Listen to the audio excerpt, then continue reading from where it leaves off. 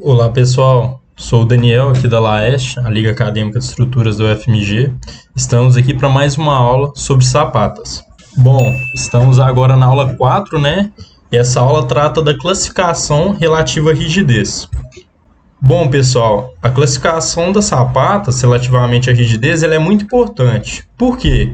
Porque é ela quem direciona a forma como a distribuição de tensões ali na interface, né, na base do sapato com o solo, como que deve ser considerada, bem como o procedimento ou o método, né, que a gente vai adotar no dimensionamento estrutural. A NBR 6118, em seu item 22.6.1, classifica sapatas como rígidas ou flexíveis, sendo rígida a que atende a equação aqui, equação 1.1.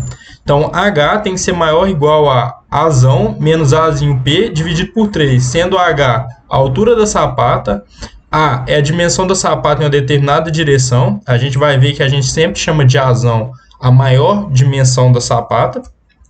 E Azinho P é a direção do pilar nessa mesma direção que a gente considerou aqui em cima. Aqui só para exemplificar, né? A dimensão A, H a altura da sapata. Aí que a gente tem o pilar, sendo Azinho P a largura do pilar. Aí agora a vista em planta, né? A gente tem A, como eu disse, que é a maior dimensão da sapata. B, a menor dimensão. Azinho P, reparem que é a dimensão do pilar, porque a gente aqui tem a mesa da sapata, né, que ela é um pouco maior que a dimensão do pilar, a gente vai ver o quanto maior um pouco mais para frente. E na direção B a gente tem Bzinho P. Aí aqui só complementando, né, a equação 1.1, que é essa que a gente acabou de ver, ela deve também ser verificada relativamente às dimensões B e Bzinho P, da outra direção da sapata. Sendo para ser classificada como rígida, a equação deve ser atendida em ambas as direções. Então não adianta essa equação atender só uma das direções. Isso não garante que a sapata pode ser classificada como uma sapata rígida. E no caso, né, dessa equação não se verificar para as duas direções, a sapata será considerada flexível. Bom, as sapatas rígidas elas têm preferência no projeto de fundações. Mas por quê? Porque elas são menos deformáveis, menos sujeitas a ruptura por punção e mais seguras. Aí que só uma observação, a punção ela é muito importante no projeto de sapatas flexíveis e principalmente nas lajes lisas e cogumelos, como nas disciplinas de concreto 2 a gente costuma estudar. Agora falando um pouco sobre as sapatas flexíveis, elas são caracterizadas pela altura pequena, entre aspas, né? Entre aspas, por conta que esse pequeno é algo relativo, né? E segundo a NBR 6118, em seu item 22.6.2.3, traz o seguinte: embora de uso mais raro, como a gente viu, ela tem uma desvantagem em relação a essas vantagens das sapatas rígidas. Mas, embora de uso mais raro, essas sapatas são utilizadas para fundação de cargas pequenas e solos relativamente fracos. Então, quando você tem uma característica ali de cargas muito pequenas, né, construções de pequeno porte, né, aí você pode talvez pensar em utilizar a sapata flexível, mas de uma forma geral a gente sempre opta por utilizar as sapatas rígidas. Aqui só trazendo que, segundo Montoya, é difícil estabelecer um limite para a classificação das sapatas e de qual método, né, deve se empregar no projeto.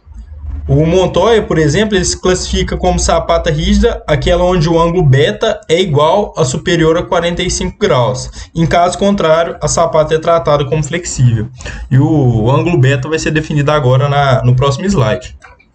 Bom, então aqui a gente tem um ângulo beta, né? E aqui uma observação para a própria determinação desse ângulo beta, né? De onde até onde ele é medido.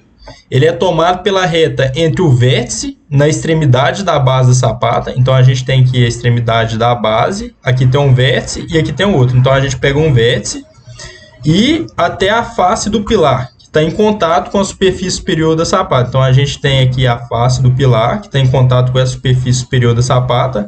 A gente vem cá, pega esse ponto e liga no vértice. Aí a gente tem essa reta aqui tracejada e o ângulo que ela faz com a base da sapata é o nosso ângulo beta. E uma norma que pode ser considerada também no projeto de sapatas é aquela do CEB de 1970, né? Como o próprio nome sugere, né? CEB 70, que utiliza um critério um pouco diferente, né? E considera como sapata rígida quando o ângulo beta, sendo a tangente de beta definida por H sobre C, quando então esse ângulo beta fica compreendido entre os limites. Então, maior que 0,5 e menor que 1,5. Então, o beta fica compreendido entre 26,6 graus e 56,3 graus. Já se a tangente beta for menor que 0,5, a sapata ela é considerada flexível, e se a tangente beta for maior que 1,5, não é sapata, e sim um bloco de fundação direta, que é aquele, né, que dispensa a armadura de flexão, porque o próprio concreto ele consegue resistir à máxima tensão de tração a qual ele fica submetido. Bom, pessoal, e como de costume, né, a gente está trazendo aqui a nossa referência bibliográfica principal.